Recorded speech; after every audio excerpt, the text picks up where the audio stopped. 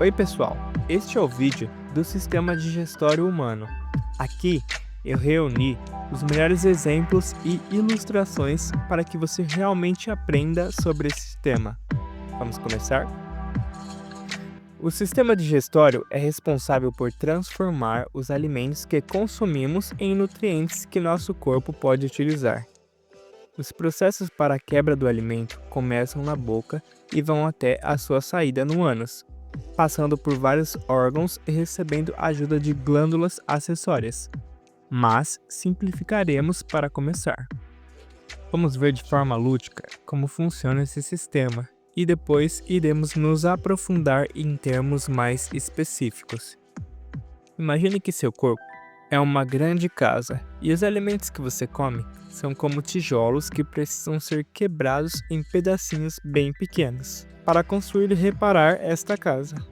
O sistema digestório é a fábrica responsável por transformar esses tijolos grandes em pedacinhos minúsculos que seu corpo pode usar. Quando você coloca um alimento na boca, começa uma grande aventura. Os dentes mastigam o alimento, deixando-o bem pequeno. Enquanto você mastiga, a saliva, um líquido mágico, ajuda a umedecer tudo e começa a quebrar um pouco do alimento. Depois de bem mastigado, o alimento desliza pela garganta e entra em um tubo chamado esôfago. É como um escorregador que leva o alimento até o estômago. O estômago é como um liquidificador muito forte. Ele mistura o alimento com um suco especial que tem ácido e ajuda a quebrar tudo em pedacinhos ainda menores. É como fazer um suco delicioso, mas só que dentro do seu corpo. Depois do estômago, o alimento vai para o intestino delgado. Há um tubo bem comprido e cheio de dobras, como um labirinto. Nesse labirinto, os pedacinhos de alimentos são separados e os nutrientes são absorvidos pelo seu corpo. Imagine que são como esponjas que sugam tudo de bom do alimento. O que sobra do alimento, depois de todos os nutrientes serem retirados, vai para o intestino grosso. Lá a água é retirada e as fezes são formadas. Por fim, as fezes são eliminadas do corpo pelo ânus. Mas o que é um alimento? Os alimentos fornecem substâncias que constituem a matéria-prima para a construção das células. Os alimentos atuam também como combustíveis em nosso organismo. Algumas moléculas presentes nos alimentos são queimadas durante a respiração celular e fornecem energia para as atividades dos órgãos. Entre eles, destacam-se a água, os sais minerais, as proteínas, os carboidratos, os lipídios e as vitaminas. A digestão começa na boca. Nessa cavidade, o alimento sofrerá a ação dos dentes, que atuam garantindo que os alimentos sejam cortados, triturados e amassados. Essa etapa da digestão é chamada de digestão mecânica, por não envolver substâncias químicas que atuam no alimento. Na boca também atuam as glândulas salivares, que são uma das glândulas acessórias. Essas glândulas são responsáveis pela secreção de saliva, a qual atua na digestão química. Na saliva é encontrada a amilase salivar ou pitialina, uma enzima que atua quebrando carboidratos. O alimento triturado e misturado à saliva forma um aglomerado chamado bolo alimentar.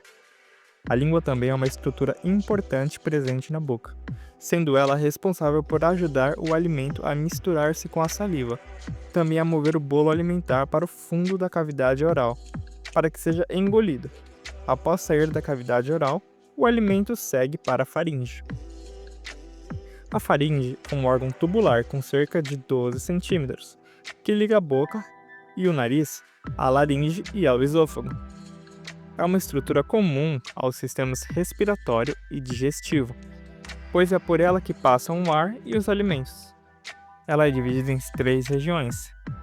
Na parte superior tem o nome de nasofaringe, no meio, orofaringe e na parte inferior, hipofaringe.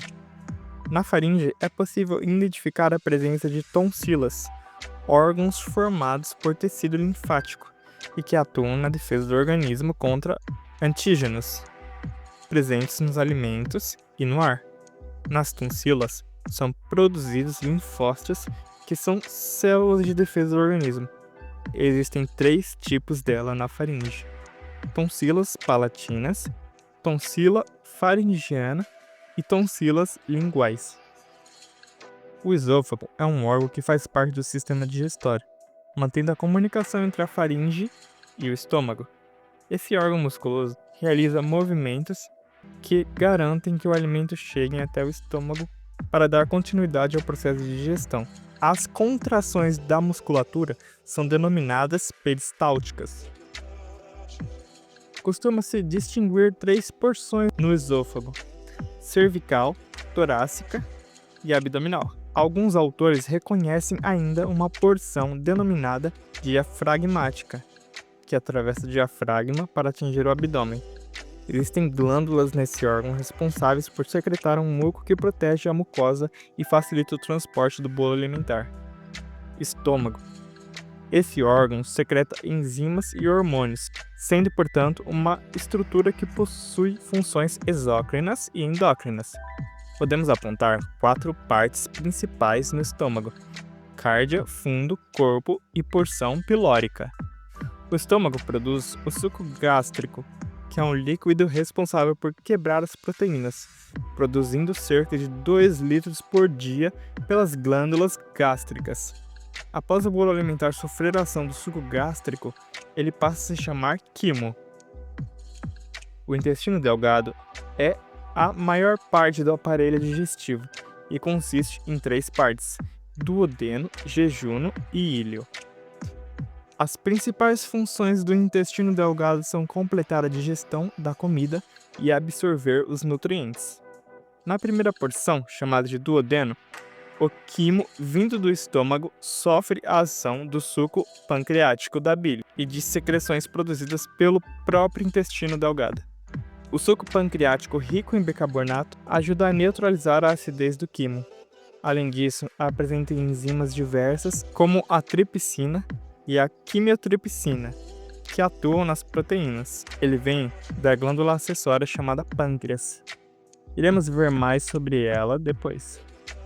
A bile é um líquido produzido pelo fígado e armazenado na vesícula biliar, que tem um papel fundamental na digestão e absorção de gorduras e vitaminas.